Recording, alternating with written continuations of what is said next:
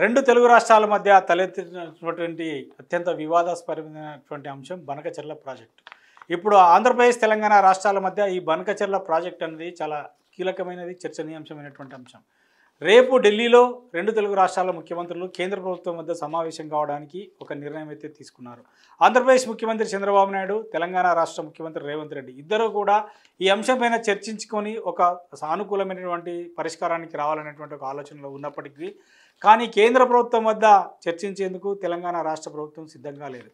రేపు ఢిల్లీకి ఆంధ్రప్రదేశ్ ముఖ్యమంత్రి చంద్రబాబు నాయుడు వెళ్తున్నాడు. కేంద్ర జలశక్తి శాఖ మంత్రి సిఆర్ పాటిల్ ముందు ఈ అంశాన్ని పెట్టి రెండు రాష్ట్రాల ముఖ్యమంత్రులు చర్చ చేయాలని అనుకున్నారు. మొట్టమొదటిగా దీనికి సంబంధించి ఈ ప్రాజెక్టు నిర్మాణం వల్ల తెలంగాణకు చాలా నష్టం జరుగుతుంది. ఎట్టి పరిస్థితిలో ఈ బనకచెర్ల ప్రాజెక్టుకు అనుమతి ఇవ్వవద్దంటూ కేంద్ర ప్రభుత్వాన్ని కలిసినటువంటి రాష్ట్ర ముఖ్యమంత్రి రేవంత్ రెడ్డి, రాష్ట్ర నీటిపారుదల శాఖ మంత్రి ఉత్తమ్ కుమార్ రెడ్డి ఇద్దరు కూడా లిఖితపూర్వకంగా కేంద్ర ప్రభుత్వానికి ఫిర్యాదు చేశారు. కేంద్ర జలశక్తి శాఖ మంత్రి కూడా పాటిల్ కూడా ఫిర్యాదు చేయడం జరిగింది.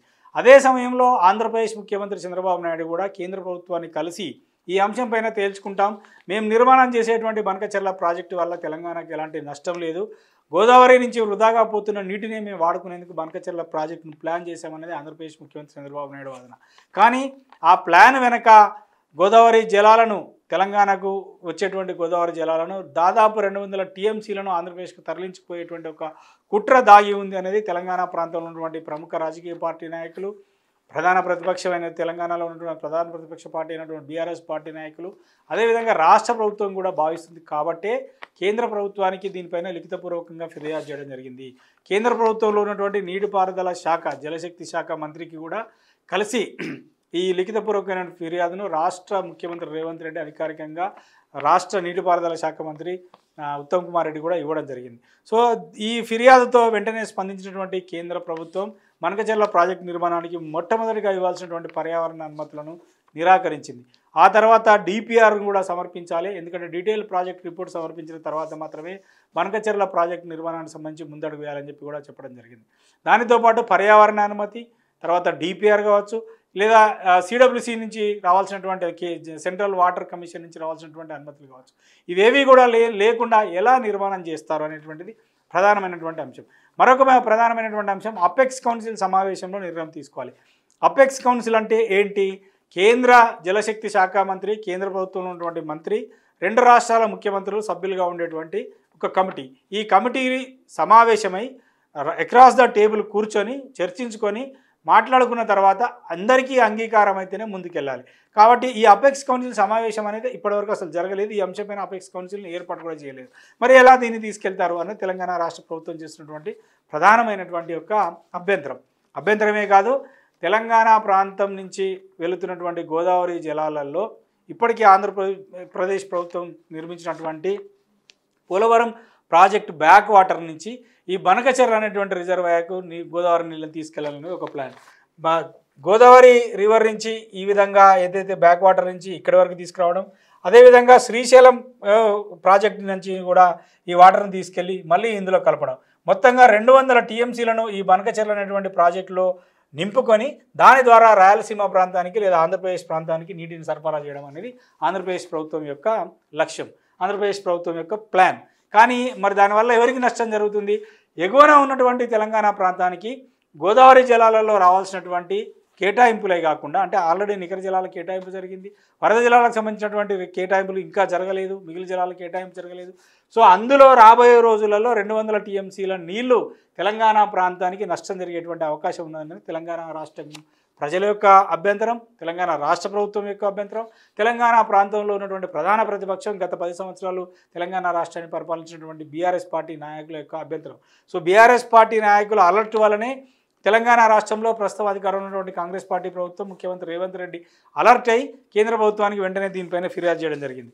ఎందుకు మరి రేపు జరిగేటువంటి అపెక్స్ కౌన్సిల్ సమావేశాన్ని తాము వ్యతిరేకిస్తున్నామని తెలంగాణ రాష్ట్ర ప్రభుత్వం కేంద్రానికి లేఖ రాసిందంటే, ఈ ప్రాజెక్టు పైన రెండు రాష్ట్రాల ముఖ్యమంత్రుల సమావేశం జరిగితే అందులో తెలంగాణ ప్రభుత్వం వ్యతిరేకించినప్పటికీ కేంద్ర మంత్రి, ఆంధ్రప్రదేశ్ రాష్ట్ర ముఖ్యమంత్రి ఇద్దరు అంగీకరిస్తే, ఎందుకంటే 3 సభ్యులు ఉంటారు, మెజారిటీ సభ్యులు కనుక ఇద్దరు అంగీకరిస్తే దీనికి అంగీకారం తెలిపినట్టే అవుతుంది. కాబట్టి దీనికి అటెండ్ కాకపోవడం వల్లనే దీని యొక్క శాంటిటీని దెబ్బతీయాలనేటువంటి ఒక ఆలోచన. అంటే అటెండ్ కాకపోతే ఆ సమావేశానికి వాల్యూ ఉండదు కాబట్టి మేము అటెండ్ కాము. ఎందుకు కాము అని అంటున్నారంటే ఏపీకి ఇచ్చిన బనకచెర్ల ప్రాజెక్టుపై అభ్యంతరాలు వ్యక్తం చేస్తూ కేంద్ర ప్రభుత్వానికి తెలంగాణ రాష్ట్ర ప్రభుత్వం లేఖ రాసింది. ఏమని? ఢిల్లీలో కేంద్ర మంత్రి సమక్షంలో రేపు జరిగే తెలంగాణ ఏపీ సీఎంల సమావేశంలో బనకచెర్లపై చర్చించాలని సింగిల్ ఎజెండా ఇచ్చిన ఆంధ్రప్రదేశ్ ముఖ్యమంత్రి చంద్రబాబు నాయుడు ఇప్పటికే కృష్ణాపై పెండింగ్లో ఉన్న ప్రాజెక్టులను అనుమతులకు కేటాయింపులు గతంలో కేంద్రం ఇచ్చినటువంటి హామీ ప్రకారం పాలమూరు డిండి ప్రాజెక్టులను జాతీయ ప్రాజెక్టులుగా గుర్తించడం, తుమ్మిడిహట్టి వద్ద నిర్మించినటువంటి ప్రాణహిత ప్రాజెక్టుకు 80 టీఎంసీల నీటిని కేటాయింపు చేయాలి. దాంతోపాటు AIBP accelerated irrigation beneficiary programme అని కేంద్ర ప్రభుత్వం ఆధ్వర్యంలో ఉంటుంది. దీని నుంచి రాష్ట్రాలకు నీటిపారుదల రంగానికి సంబంధించి నిధులను అందజేస్తుంటారు. ఈ ఏఐబిపి నుంచి ఇచ్చంపల్లి వద్ద 200 టీఎంసీల వరద జలాల వినియోగానికి కొత్త ప్రాజెక్టు నిర్మాణం చేసుకోవడానికి తెలంగాణకు అనుమతి ఇవ్వాలి. తదితర అంశాలతో ఇప్పటికే ఎజెండాను పంపించినటువంటి తెలంగాణ రాష్ట్ర ప్రభుత్వం ఏపీ ఇచ్చిన బనకచెర్ల ఎజెండాపై అభ్యంతరం వ్యక్తం చేస్తూ మంగళవారం ఉదయాన్నే కేంద్ర ప్రభుత్వానికి లేఖ రాసిన తెలంగాణ రాష్ట్ర ప్రభుత్వం రేపటి సమావేశంలో బనకచెర్లపై చర్చించాల్సిన అవసరం లేదని ఈ లేఖలో స్పష్టం చేసిన తెలంగాణ రాష్ట్ర ప్రభుత్వం.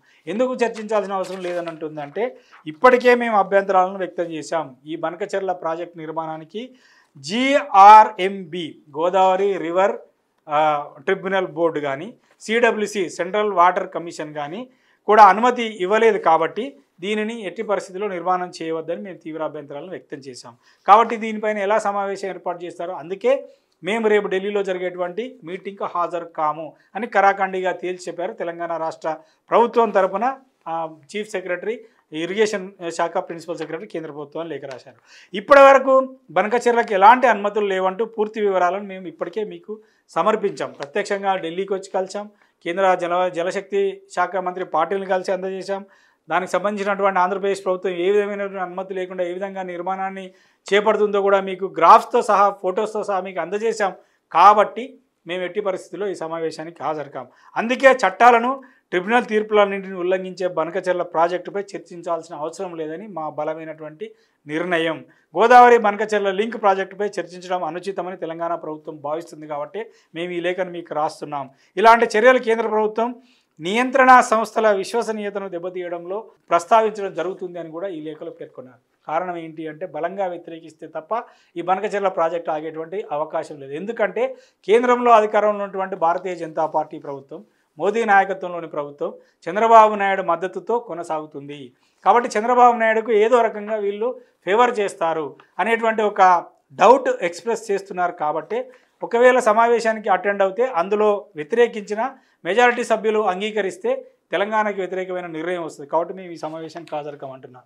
మరి మన బనకచెర్ల ప్రాజెక్ట్ సంబంధించినటువంటి ఒక్కసారి దీన్ని కనుక చూస్తే కనుక శ్రీశైలం నుంచి వచ్చేటువంటి నీళ్లను శ్రీశైలం రైట్ కెనాల్ నుంచి ఇక్కడికి నింపి తీసుకెళ్ళాలి. అట్లాగే గోదావరి నుంచి వచ్చేటువంటి నీటిని తీసుకొచ్చి మళ్ళీ ఇక్కడ బనకచెర్లలో నింపాలి. ఇది ఆంధ్రప్రదేశ్ ప్రభుత్వం యొక్క ప్లాన్. కాబట్టి గోదావరి జలాలలో తెలంగాణకు అన్యాయం జరుగుతుంది. శ్రీశైలం నుంచి ఇప్పటికే పోతిరెడ్డిపాడు ద్వారా ఆంధ్రప్రదేశ్ కేటాయించిన నీటి వాటాల కంటే కూడా ఎక్కువగా తీసుకెళ్తున్నారన్నటువంటి ఆరోపణలు కూడా ఉన్నాయి. మళ్ళీ బనకచెర్ల నిర్మాణం చేయడం వల్ల పోతిరెడ్డిపాడు నుంచి శ్రీశైలం కుడికాలువ నుంచి వాటర్ను తీసుకెళ్ళి అందులో స్టోర్ చేయడం, ఈ 2 నదుల నుంచి తీసుకెళ్ళి స్టోర్ చేయడం అంటేనే గోదావరి కృష్ణా నదుల అనుసంధానం ఒక రకంగా. మరి గోదావరి కృష్ణా నదుల అనుసంధానం చేయాలంటే సెంట్రల్ వాటర్ కమిషన్ యొక్క అనుమతి ఉందా? అసలు నదుల అనుసంధానం పైన కేంద్ర ప్రభుత్వం నుంచి ఇప్పటికీ ఒక స్పష్టమైనటువంటి దిశానిర్దేశం కానీ ఆదేశాలు కానీ లేకపోతే సూచనలు కానీ నియమ నిబంధనలు కానీ లేనప్పుడు మన ఆంధ్రప్రదేశ్ ప్రభుత్వం ఎట్లా గోదావరి కృష్ణా జలాలను అనుసంధానం చేసే విధంగా బనకచెర్ల ప్రాజెక్టును నిర్మాణం చేస్తుంది? ఇది ఇప్పుడు ప్రధానమైనటువంటి అంశం. కాబట్టి మరి రేపు ఏం జరగబోతుంది? మేము ఎట్టి పరిస్థితుల్లో రేపటి సమావేశానికి హాజరు కామని తెలంగాణ రాష్ట్ర ప్రభుత్వం క్లియర్గా లేఖ రాసింది. మరి ఆంధ్రప్రదేశ్ ముఖ్యమంత్రి చంద్రబాబు నాయుడు వెళ్ళి కేంద్ర జలవనరుల శాఖ మంత్రి సిఆర్ పాటిల్ని కలిసి మరి మాకు అనుమతి ఇవ్వాలని కోరుతాడా? ఇప్పటికే సిఆర్ పాటిల్ను తెలంగాణ రాష్ట్ర ముఖ్యమంత్రి ఇరిగేషన్ శాఖ మంత్రి కలిసి ఫిర్యాదు చేశారు. కాబట్టి దానికి పర్యావరణ అనుమతులు ఇవ్వం, బనకచెర్ల ప్రాజెక్టు ఇవ్వమని చెప్పేసి కేంద్రం తేల్చి చెప్పింది. అయినప్పటికీ కూడా అది తాత్కాలికమైన బ్రేకే. ఒకసారి ఇవ్వమంటే మళ్ళీ ఫర్దర్గా ఇవ్వకూడదని లేదు. మరి ఆంధ్రప్రదేశ్ ప్రభుత్వం దానికి సంబంధించినటువంటి అన్ని ఎవిడెన్సెస్, దానికి సంబంధించినటువంటి రిపోర్ట్స్ నివేదికలోకి ఇలా సమర్పిస్తే, ఎందుకంటే టీడీపీ యొక్క మద్దతు బీజేపీకి అవసరం కాబట్టి ఆ మద్దతుకు లొంగి లేదా ఆ మద్దతు యొక్క అవసరానికి తలొగ్గి ఆంధ్రప్రదేశ్కి ఒకేలా అనుమతి ఇస్తే తెలంగాణ పరిస్థితి ఏమిటి అనేది ఇక్కడ ప్రశ్నార్థకమైనటువంటి అంశం. అందుకే తెలంగాణ రాష్ట్ర ప్రభుత్వం మరి సీరియస్గా వ్యతిరేకిస్తుంది. అయినప్పటికీ రేపు ఢిల్లీకి ముఖ్యమంత్రి రేవంత్ రెడ్డితో పాటు నీటిపారుదల శాఖ మంత్రి ఉత్తమ్ కుమార్ రెడ్డి కూడా వెళ్తున్నారు. మరి ఏపీ ముఖ్యమంత్రి చంద్రబాబు నాయుడు, ఏపీ రాష్ట్ర నీటిపారుదల శాఖ మంత్రి కూడా ఢిల్లీకి వెళ్తున్నారు. మరి వీరు ఇద్దరు కలుస్తారా లేదా విడివిడిగానే ఎవరికి వాళ్ళే కేంద్ర ప్రభుత్వం దగ్గర తన వాదన వినిపిస్తారా? ఏది ఏమైనప్పటికీ బనకచెర్ల ప్రాజెక్టు దానికి కేంద్ర ప్రభుత్వం అనుమతిస్తే తెలంగాణకు దక్కాల్సినటువంటి నీటి వనరులలో అది ప్రధానంగా గోదావరిలో, ఆ తర్వాత కృష్ణాలో నష్టం జరిగేటువంటి అవకాశం ఉంది. మరి ఏం జరగబోతుంది చూద్దాం. కేంద్ర ప్రభుత్వం రెండు రాష్ట్రాలకు సమన్వయం చేస్తుందా, లేదంటే తెలుగుదేశం పార్టీ మద్దతుతో కేంద్ర ప్రభుత్వం కొనసాగుతుంది కాబట్టి మన ఆంధ్రప్రదేశ్ వైపు మొగ్గు చూపుతుందా? ఇప్పుడు ఇది అందరి దృష్టిని ఆకర్షిస్తున్నటువంటి అంశం. ఇది అందరిలో ఒక ఆసక్తికరంగా దీనిపైన చూస్తున్నటువంటి అంశం. మరి ఈ సమావేశం జరుగుతుందా జరగదా? మేము సమావేశం రామని మాత్రం తెలంగాణ ప్రభుత్వం తేల్చి చెప్పింది, కరాఖండిగా చెప్పింది. మరి కేంద్ర ప్రభుత్వం ఏం చేస్తుందో చూద్దాం. మొత్తానికైతే బనకచెర్ల ప్రాజెక్ట్ నిర్మాణం మాత్రం ఎట్టి పరిస్థితుల్లో ఆగాల్సినటువంటి అవసరం ఉంది. తెలంగాణకు గోదావరి జలాలలో నష్టం జరగకుండా ఉండాలంటే బనకచెర్ల ప్రాజెక్టు నిర్మాణం అనేది ముందుకు వెళ్లకుండా కేంద్ర ప్రభుత్వం నిర్ణయం తీసుకోవాల్సినటువంటి అవసరం అయితే ఉంది.